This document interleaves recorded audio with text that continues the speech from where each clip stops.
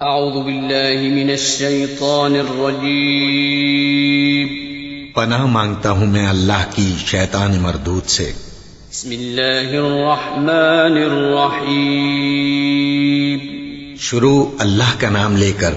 جو بڑا مہربان نہایت رحم والا ہے۔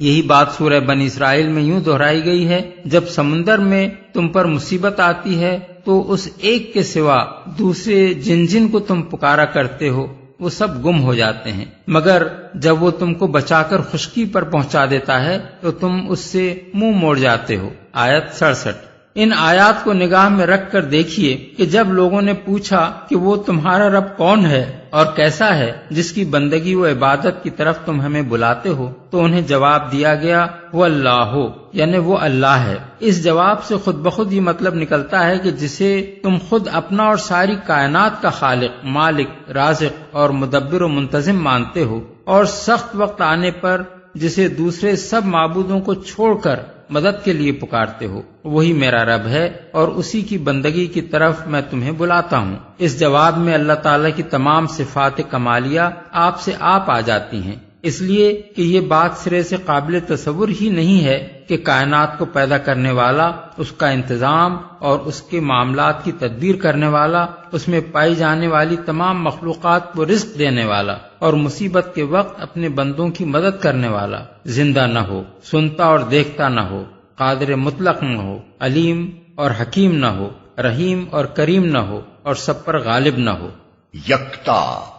نحوی قواعد کی روح سے علماء نے هو اللہ احد کی متعدد ترکیبیں بیان کی ہیں، مگر ہمارے نزدیک ان میں سے جو ترکیب اس مقام کے ساتھ پوری مناسبت رکھتی ہے وہ یہ ہے کہ ہوا مبتدا ہے، اللہ اس کی خبر ہے، اور احد اس کی دوسری خبر۔ اس ترکیب کے لحاظ سے اس جملے کا مطلب یہ ہے کہ وہ جس کے بارے میں تم لوگ سوال کر رہے ہو اللہ ہے، یکتا ہے۔ دوسرا مطلب یہ بھی ہو سکتا ہے، اور زبان کے لحاظ سے غلط نہیں ہے، کہ وہ اللہ ایک ہے۔ یہاں سب سے پہلے یہ بات سمجھ لینی چاہیے کہ اس جملے میں اللہ تعالیٰ کے لیے لفظ احد جس طرح استعمال کیا گیا ہے وہ عربی زبان میں اس لفظ کا غیر معمولی استعمال ہے۔ معمولاً یہ لفظ یا تو مضاف یا مضاف الیہ کے طور پر استعمال ہوتا ہے، جیسے یوم الاحد، ہفتے کا پہلا دن، اور فابعثوا احدکم یعنی اپنے کسی آدمی کو بھیجو، یا نفی عام کے لیے استعمال ہوتا ہے، جیسے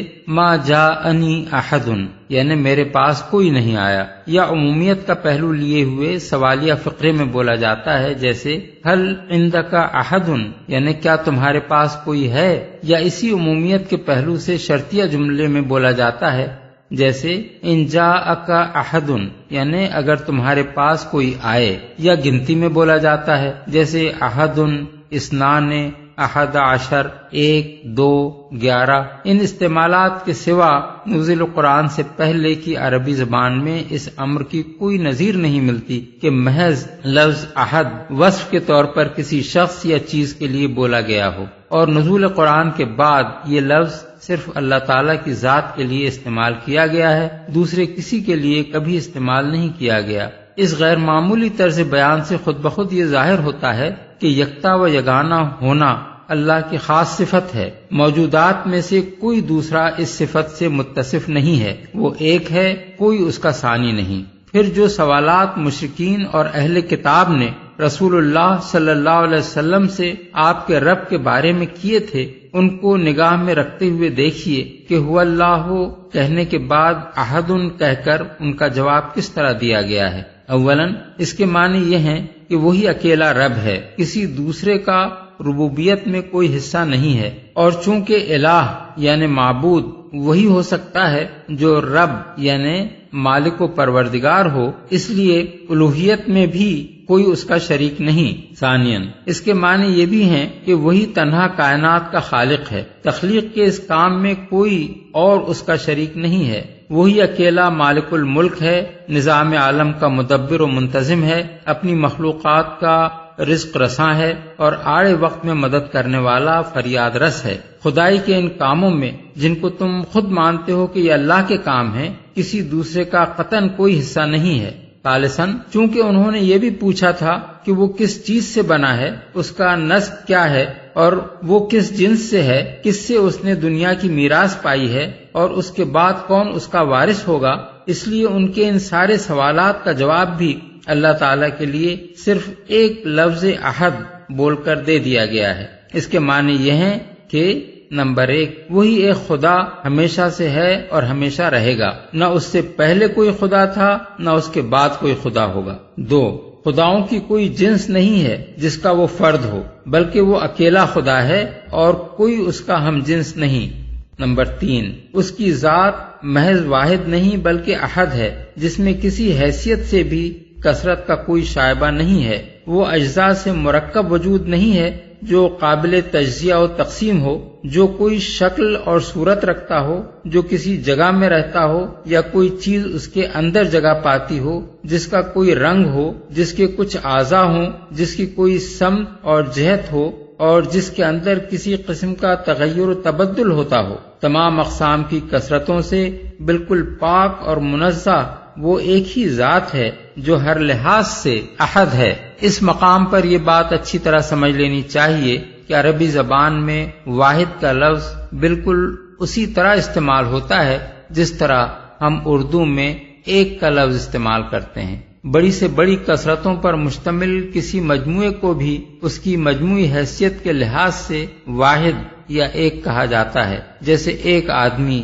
ایک قوم، ایک ملک، ایک دنیا، حتیٰ کہ ایک کائنات۔ اور کسی مجموعے کے ہر جز کو الگ الگ بھی ایک ہی کہا جاتا ہے، لیکن احد کا لفظ اللہ تعالیٰ کے سوا کسی کے لیے استعمال نہیں کیا جاتا۔ اسی لیے قرآن مجید میں جہاں بھی اللہ تعالیٰ کے لیے واحد کا لفظ استعمال ہوا ہے، وہاں الہ واحد یا ایک ہی معبود یا اللہ الواحد القہار، یعنی اکیلا اللہ جو سب کو مغلوب کر کے رکھنے والا ہے، کہا گیا ہے۔ محض واحد کہیں نہیں کہا گیا، کیونکہ یہ لفظ ان چیزوں کے لیے بھی استعمال ہوتا ہے جو اپنی ذات میں طرح طرح کی کثرتیں رکھتی ہیں۔ بخلاف اس کے اللہ کے لیے اور صرف اللہ ہی کے لیے احد کا لفظ مطلقاً استعمال کیا گیا ہے، کیونکہ وجود میں صرف وہی ایک ہستی ایسی ہے جس میں کسی حیثیت سے بھی کوئی کثرت نہیں ہے، جس کی وحدانیت ہر لحاظ سے کامل ہے۔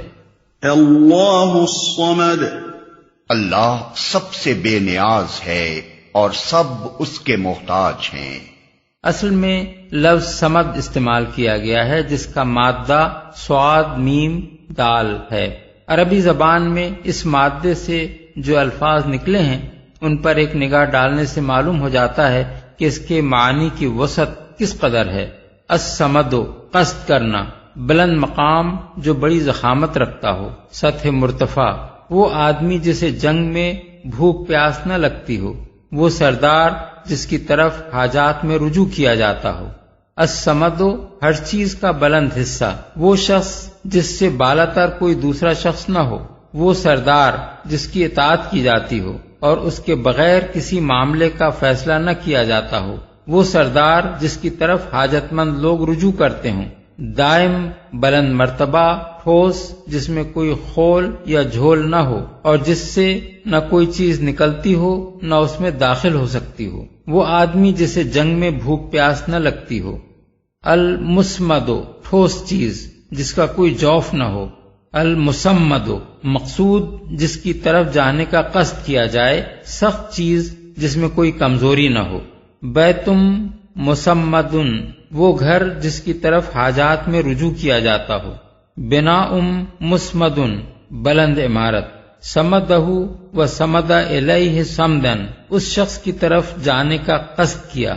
اسمد الیہ الامر، اس کے سپرد معاملہ کر دیا، اس کے آگے معاملہ پیش کر دیا، اس کے اوپر معاملے میں اعتماد کیا۔ بحوالہ صحاح، قاموس اور لسان العرب۔ ان لغوی معنوں کی بنا پر آیت اللہ الصمدوں میں لفظ صمد کی جو تفسیریں صحابہ و تابعین اور بعد کے اہل علم سے منقول ہیں انہیں ہم ذیل میں درج کرتے ہیں۔ حضرت علی، اکرمہ اور کعب احبار، صمد وہ ہے جس سے بالا تر کوئی نہ ہو،